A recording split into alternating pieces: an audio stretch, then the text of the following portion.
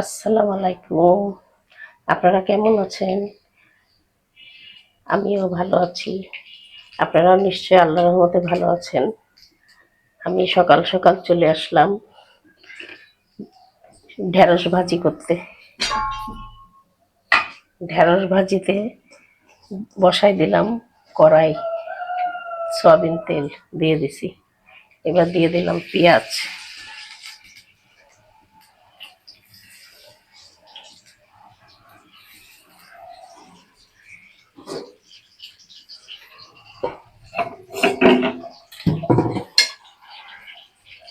সকালবেলা তো ঘুমের থেকে উঠেই চলে আসলাম কথা বলতে। সকালবেলা ঘুমের থেকে উঠে কথা বলতে কিরম বাধা লাগছে। সয়াবিন তেল দিয়ে একটু লাল হতে থাকুক। ঢেঁড়সগুলো কেটে নিছি আমি আগেই, ভালো করে ধুয়ে কেটে নিছি।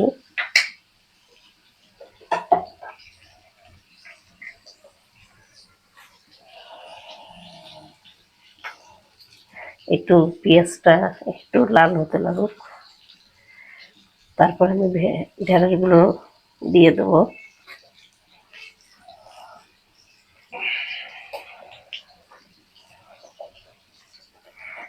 ভাই বোনেরা, আপনারা সবাই ভালো আছেন তো? আমিও আল্লাহর রহমতে এক প্রকার ভালো আছি। আল্লাহর কাছে দোয়া করি যেন সকল মানুষ ভালো থাকে। আপনারাও দোয়া করবেন আমি যেন ভালো থাকি, সুস্থ থাকি। আমি আবার একটু অসুস্থ থাকি তো বেশি, এই জন্য আল্লাহর কাছে সবসময় দোয়া করি, আল্লাহ আমাকেও ভালো রাখো, সব মানুষকেই ভালো রাখো, দুনিয়ার সব মানুষকেই ভালো রাখো।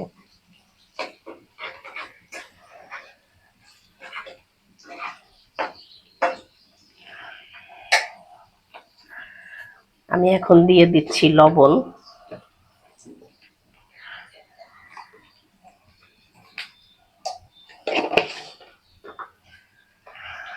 আমি পেঁয়াজটা বেশি ভাজবো না, যেহেতু ভাজিতে দেবো তো এই জন্য বেশি ভাজবো না। দিয়ে দিলাম হলুদের গুঁড়া,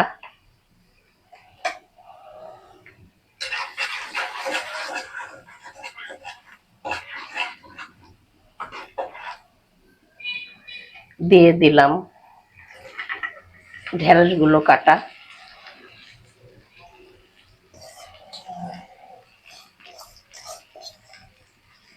এগুলো ভাজি করব।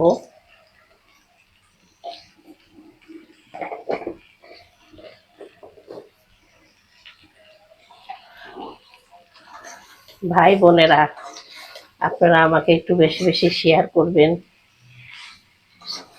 লাইক কমেন্ট শেয়ার দিবেন, ফেসবুক থেকে দেখলে ফলো করে দিবেন।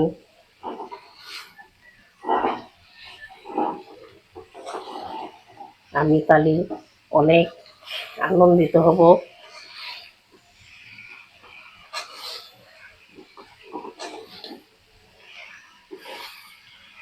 আমি তো বললাম আমি একটু অসুস্থ থাকি, আমি একটু অসুস্থ, তারপরেও আমি আপনাদের সামনে রান্নার ভিডিও নিয়ে আসি, যতটুকু পারি ততটুকু করি।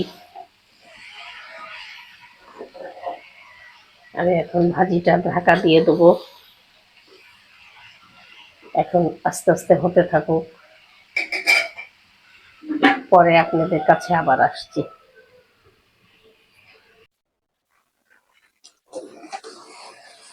আমি ঢেঁড়সটা একটু নাড়া দিয়ে নিই।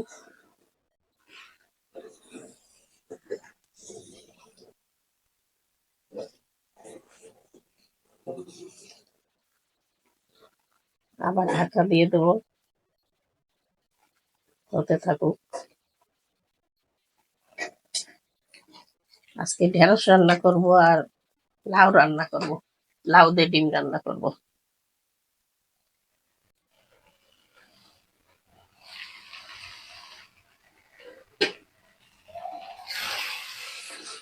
ভাজিটা আমার হয়ে গেছে প্রায়, আমি বেশি লাল করব না।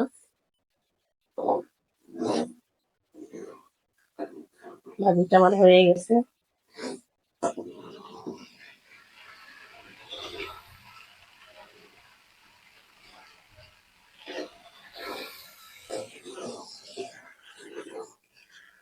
আমার ঢেঁড়স ভাজিটা হয়ে গেছে, আমি এখন নামাই ফেলবো। আমি এখন